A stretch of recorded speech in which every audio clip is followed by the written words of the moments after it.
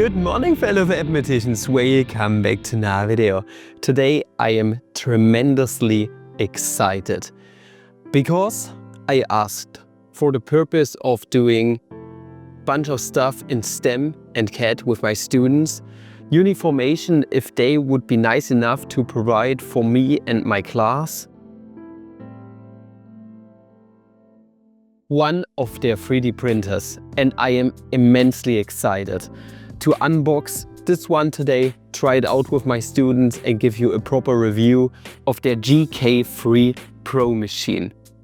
I can't wait, let's get right into the meat. They also provided me with a washer, a curer and also a bit of resin to get started. So let's not waste any further time. Let us dive right in, shall we? Here's the knife, let us go.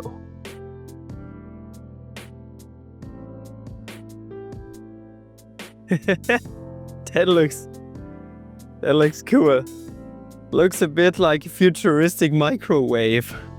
That is nice. That is looking really damn cool. Can't wait to try this one out.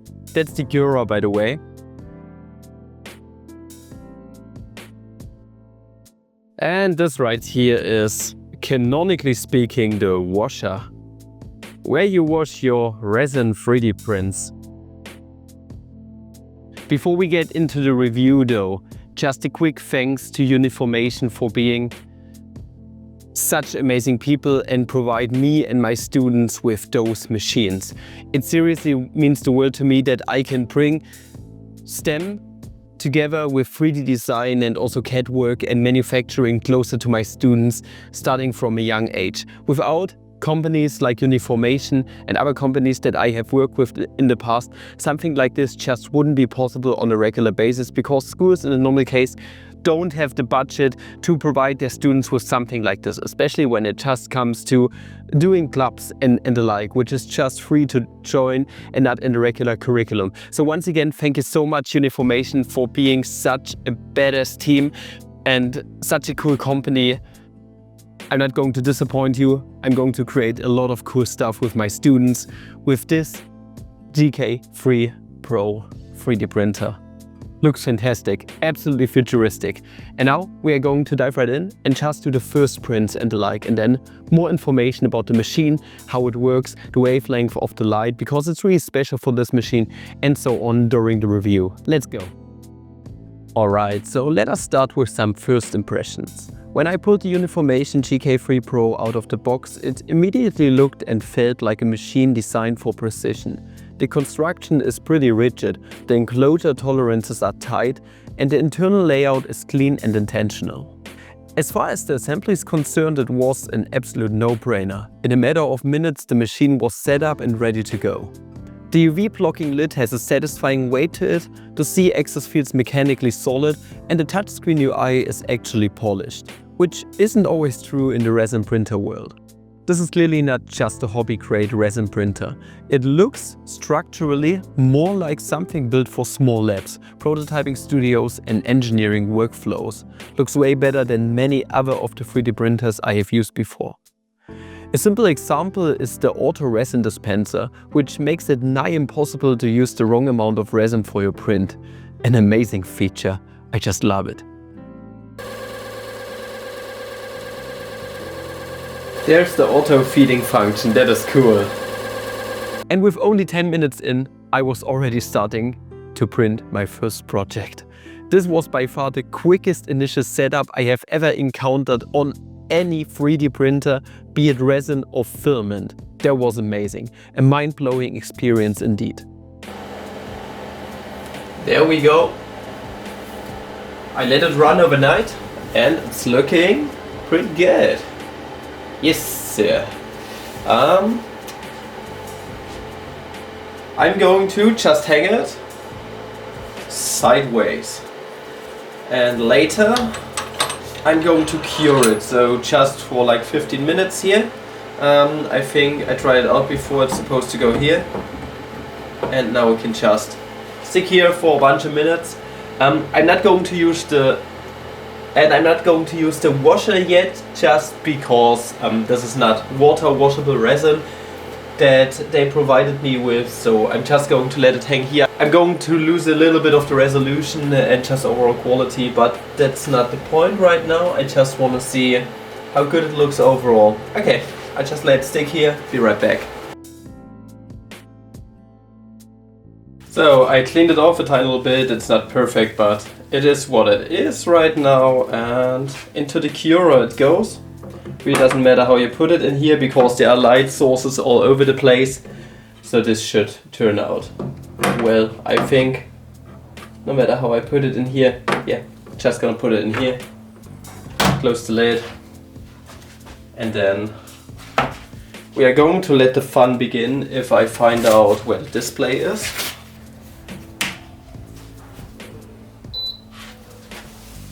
Oh, that is cool. You can only see the display once. It's on. So I guess as for the settings, I'm gonna let it cure for 9 minutes, really doesn't matter.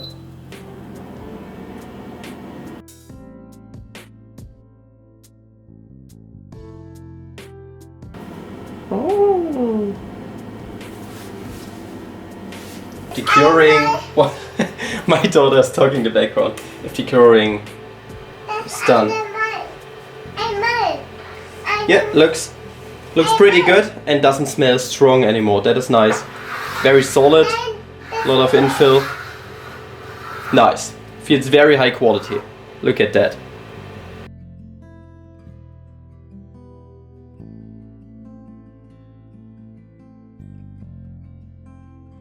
That is a really good resolution. I'm very satisfied with that. That is cool. That turned out very nicely. Okay, I'm already on the next project. Let's see how it works out. Now the GK3 Pro is a so-called MSLA printer, which stands for Masked Stereolithography. That's a mouthful. But what it basically means is our printer has an LED screen. We have our resin reservoir at the top, and the LED screen is going to basically blast our resin from the bottom with UV near light. Here we have 385 nanometers of light instead of the usual 405 nanometers. And if we take a look into, for example, G2 box, which is a slicer that I use for this printer, you can actually, if you slice your project, see all the layers and how they are gonna be constructed on top of each other. So if we just take a look at this layer, for example, right here, all the black parts are gonna be our LED screen being shut off, and only the parts of the model which are in this layer are gonna be blasted by the LED light, the UV light, which is going to let all the polymers cure, and then we have a chain of polymers which are going to stand strong and where our next layer can build upon. And this is actually a really cool technology, because instead of using a laser light which goes through each and every pixel once on each and every layer, what we do is we just blast light upon the entire layer, curing it for a few seconds and moving on with the next one. And then you can print like 10,000 layers in a matter of 10 hours and get high quality, very high resolution prints, which is absolutely amazing. And when it comes to the 385 nanometer slide, I would like to take a little physics detour and tell you about why this is actually really cool and really important to have something like this as being some kind of new technology. Uniformation aren't the only ones which produce 385 nanometer resin 3D printers, don't get me wrong, but they did it very well here, and I'm actually really satisfied with how it worked out. More on that later. Now I'm gonna take it slow here because you might be a casual viewer, not well versed with physics. But it's important to understand why the GK3 Pro with its 385 nanometers wavelength is actually better than some other 3D printers in many ways. So just hear me out. You are at the beach, just imagine that, and there is a set of waves coming at you. We got two types, those ones. Now think for a second, which of those sets of the waves would you be more tempted to get hit in the face by? I bet you it's this one right here where we have the maxima of our waves more apart from each other, because if you get hit by a wave, you can stand up once again and wait for the next one to come. This one over here is a bit critical. You get hit in the face multiple times, one after another. And this is basically exactly how electromagnetic waves work, just like the UV or near UV light that we use in an MSLA printer. Now, let us draw the scenario out once again with the waves that are pretty close to one another. Now, at first, what we are going to categorize here is the physical construction of a wavelength. It's just the distance between two adjacent maximums of our wave. This right here is the wavelength. We are going to use the symbol lambda for it. L for length, lambda. This is where it comes from. Now, as mentioned before, this one right here is the one that you wouldn't want to get hit by on the beach. Why? Because it carries a lot of energy. That's a lot of stuff coming your way one after another in a very short amount of time, you could say. And this is why we can say that the energy that the electromagnetic wave carries, or the energy of a mechanical wave too, is proportional to 1 divided by the wavelength. Because the closer the wavelength gets, so the closer those maxima are together, the more energy it carries with it. So the smaller it gets, the bigger our energy gets overall. This is inverse proportional. This is what we say in mathematics and physics. Now, there's also another thing that the energy can depend on when it comes to the waves. This right here is just basically the distance aspect, so the dimensional aspect, but we can also have a timely aspect of waves, where we can categorize, if we take this to be the time it takes for one whole rotation on the unit circle, this is what we call the period time, capital T. Now, once again, if the period time is low, so the maxima are closer together, then that means that our wave is going to carry more energy. Once again, our energy is also inverse proportional to 1 divided by T. And 1 divided by T is something that you are familiar with. This is the so-called frequency of our wave, for example, mechanical or electromagnetic wave. Okay, so far so good. How does this help in our case? Now we have found out that if our energy is high, then it must be either inverse proportional to our wavelength, or it must be proportional to our frequency in some kind of way. Now, there is a general formula for the energy of an electromagnetic wave. This energy being some constant, it's called the Planck's constant. It's just any arbitrary constant of photons. So this right here is the photon energy, if you take light particles, you could say, times, and in the general case, what we do is we just take our frequency f right here. So there's the connection here. So our energy is directly proportional to our frequency. But we can also turn this into the language of lambda right here, but we need to fiddle a bit around with that. Now for this, what we're going to do is we're going to take a look at the velocity of our wave. The velocity in general is just the change of distance over time. So it's basically s divided by t. Now, what is the distance that our waves basically travel? If we say that it travels a distance of 1 wavelength, then how long does it take? It takes exactly 1 period to do so. So lambda divided by t is a general formula for the velocity of a mechanical or electromagnetic wave. Now, in the case of electromagnetic waves, what we like to use is c, because this right here is the light speed in the medium, for example in the resin that we have. And remember, 1 divided by t is the same as the frequency. So you could rewrite this in some kind of way. But if we do so, we are going to get that the velocity of our wave is equal to lambda times the frequency. And now we have a nice connection here. We can substitute our frequency for c divided by lambda. And with that, we also get a connection of our energy of the wave being equal to Planck's constant times the velocity, the light velocity or the velocity of the electromagnetic wave in said medium, like the resin, divided by lambda. And here is where the inverse proportionality really comes in. You can clearly see it in this formula, not only with this empirical argument that we did right here. Now, what is going to happen if you plug in a big number, for example, 405 nanometers?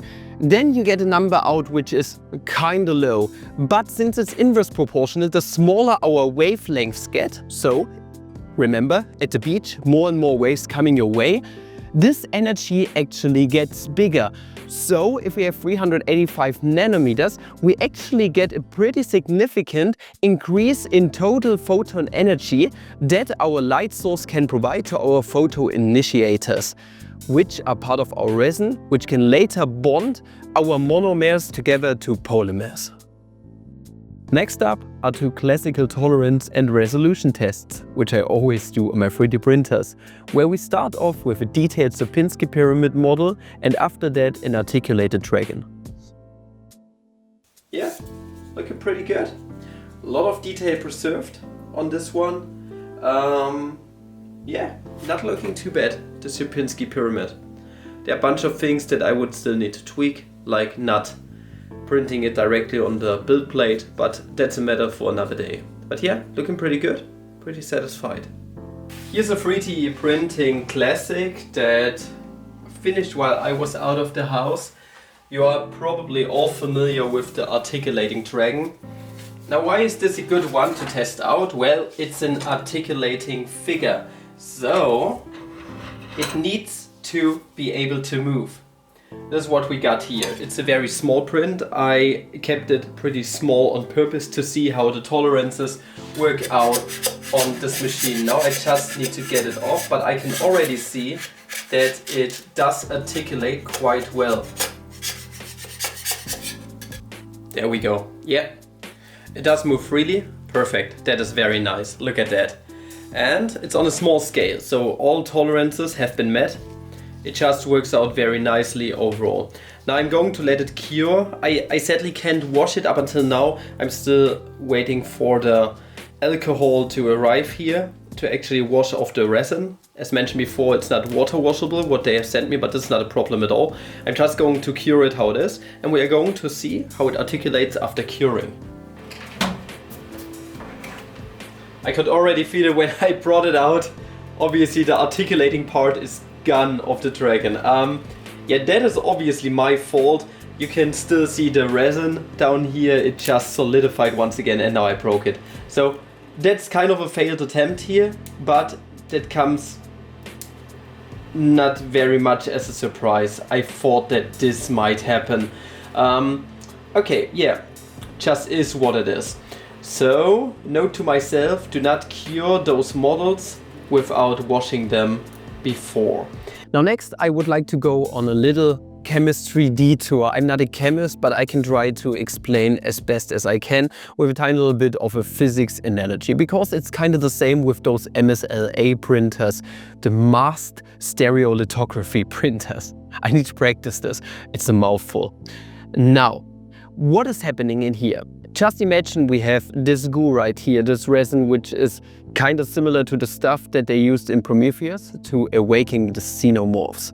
Now, in this resin right here, we have so-called photo initiators. Photo initiators, if you just break this word up a tiny little bit, you need light to initiate something.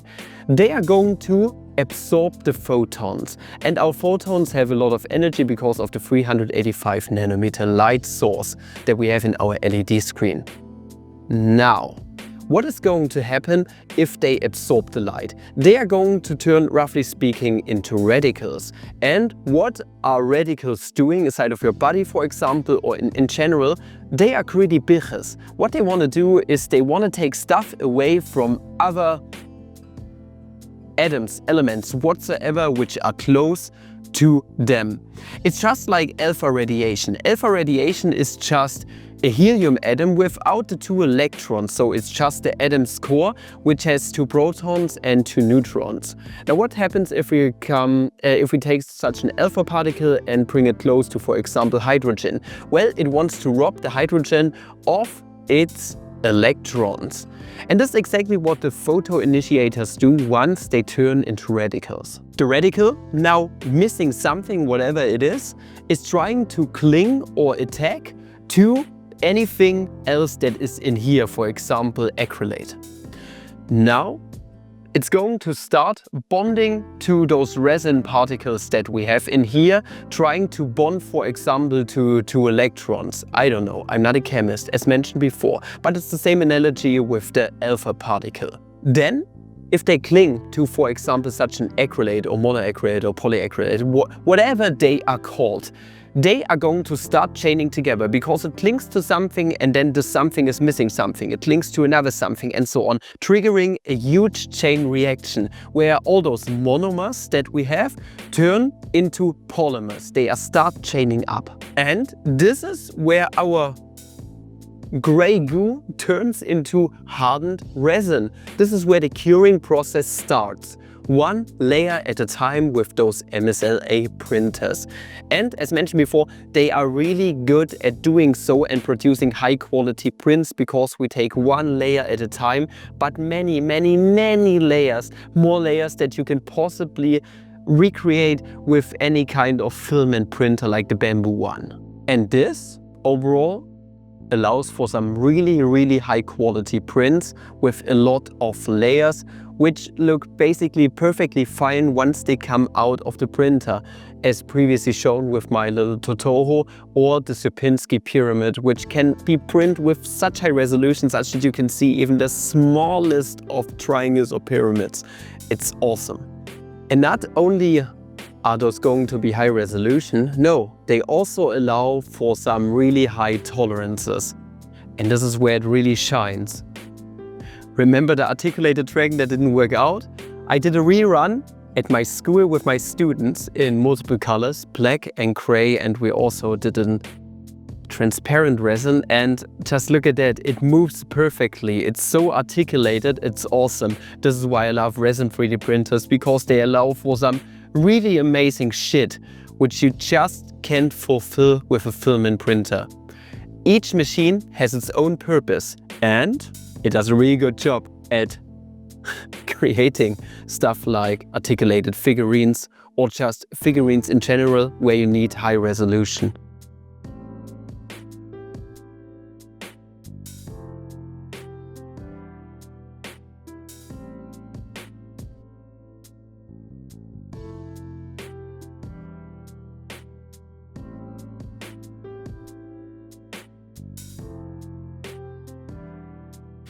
Paulina?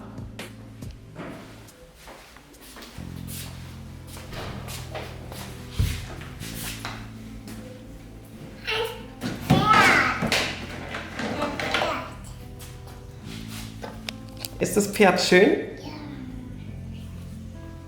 And with the GK3 Pro, you are actually forced to use shallower curing depths due to the lower wavelength. It might sound a bit counterintuitive at first because we discussed that it carries more energy, but there's actually a physical and chemical reason for that. And the reason for that is the empirically derived Beer-Lambert law. And what it basically says is that the intensity of light which reaches a certain depth inside of a medium, for example the resin that we are using, is exponentially decaying, just like with radioactive decay. And for the Beer-Lambert law, it holds that the intensity is actually mostly dependent on our absorption index alpha. And this is equal to the original intensity of light that we have. We are going to call it I0 times e to the negative alpha times z, where Z is the depth of our resin that we can penetrate, or a medium in general. So in short, it has been experimentally proven that the light intensity is decaying exponentially the more something can absorb light, you could say, just like our resin. And intuitively speaking, it does make sense. If you blast those photopolymers or the resin with light of more energy, then obviously they are going to react even heavier than before at 405 nanometers, for example, meaning the absorption index overall is going to become bigger. It's going to increase. And what is going to happen to such an exponential function? Well, basically, if we have a pretty small alpha, our exponential decay is going to take way longer than if we increase our alpha right here. It's going to have a more rapid exponential decay. This is just the analysis that you find. Just plug in some numbers for alpha, play around with decimals, for example, and you're going to see exactly this result here, where this right here is our light intensity, basically, which is dependent mostly on alpha and also Z. Yeah, and this is just what's going to happen. And this is basically the main reason why we need to take shallow steps overall. It's just this empirically derived law. So it has been derived using experiments, and it has been verified over and over again that it happens like this. Now, too long didn't read what is going to happen overall. Imagine you have 405 nanometers of light. This means that you can penetrate more deeply. This also means that you have less layers, meaning you have lower resolution overall the deeper you go, obviously. So with 385 nanometers, you are actually forced to take shallower passes, which results in a more detailed print. But also, since we blast the photopolymers with more energetic light, it also means that we can cure them faster. So even though we need to take smaller passes, shallower passes, it actually results in the same or even lower printing time than with 405 nanometers, which is absolutely amazing in my opinion. And I really felt it when using the GK3 Pro. It was a wonderful experience. Now, I was able to fiddle around with the GK3 Pro for the last 1.5 months by now. And when it comes to the overall speed and just the print quality, there is nothing I can say negatively about it. The first layers obviously take a bit of time to cure. So we need a thick layer at the very start, such that it can really bond to our building plate. But after that, we really have rapid layers which only take like 2 to 3 seconds per layer curing time, which is absolutely exceptional. Due to the high energy, it just makes curing really, really fast. Overall, what we also can notice here is, since the layers are so small and light is only going to penetrate for a very short amount of time, we don't have any light scattering, you could say. So we don't have any so-called bleeding of our structure under the condition that you use supports correctly in your slicer. Just generate them automatically using G2 box, and then you are basically good to go. So overall, when it comes to the speed, the printing quality and everything with this printer, I'm just really, really satisfied. There is not much to complain about. I had a bunch of failed prints, but this was either due to me forgetting the support material or me forgetting to use the auto refill feature for the resin bed. So this is just something that happens, and it wasn't the fault of the machine in and of itself. So yeah, most of the time, if something failed, it was totally my fault. Just one tip for beginners, and I totally messed this one up. I don't know why I forgot it. Use the auto leveling feature that this machine comes with. When I did my very first print, I heard a loud plopping noise. And this plopping noise was due to the plate not being perfectly level with the film which disconnects the resin vat from the LED screen. It got too close, and during the curing process, it punched a little hole through it, resulting in the bleeding of the resin on the LED screen, which wasn't a big deal because there is a screensaver on there, a transparent one. So there was really, really a saving feature right from the start. So props to you guys from Uniformation. You really saved the day here. But just as a little side note, run it to make really sure that you can use those PPE screens, I think they are called, for a long amount of time. Now finally, what can I say about the GK3 Pro? It's a crazy good printer. I had crazy good results with it. It has a lot of speed. I really like its professional look, how it feels. It just opens up and closes so nicely. The UI is straightforward, but it says everything that you need to know. It's very professionally designed. It has a great UI. I really love the vertical feature that you can clip it off and just put it to the side here. It really makes drying those prints off very easy for all intents and purposes. And the 385nm light really doesn't change day-to-day workflows, you could say. Even if you are used to 405nm and you basically include this in your print farm, it really doesn't change anything apart from the settings in your slicer. But they are already set up in there, so there's really nothing that's changing. Just use the correct machine in your slicer and you're gonna be good. Other than that, the machine boots very quickly. It's up and running in a matter of seconds, and the Z-axis moves very smoothly. I have seen other things before, like the Elgu printers. They're kind of rubbish sometimes when it comes to the Z-axis, and you always need to lubricate them. So yeah, there was a bit of a mess. But here everything works perfectly fine. And oh, this is very important. You nearly can't smell this printer because of the filter that we have right here at the back. Very, very odor clean. Now I can smell it obviously, but in the normal case you don't smell anything. And the auto resin dispenser is also a great feature. It just uses it at the start and you always have resin at your disposal. So overall, in my book, this is the best resin printer I have ever used, and I would love to use it more for myself and also for my students to get more high quality prints out that we can even use for other purposes, like for example our drama club, for example. Maybe we can design some little figurines or maybe some mascots or the like that we can use in place. We will see about that. Maybe there are more projects coming in the future. Should you buy the machine?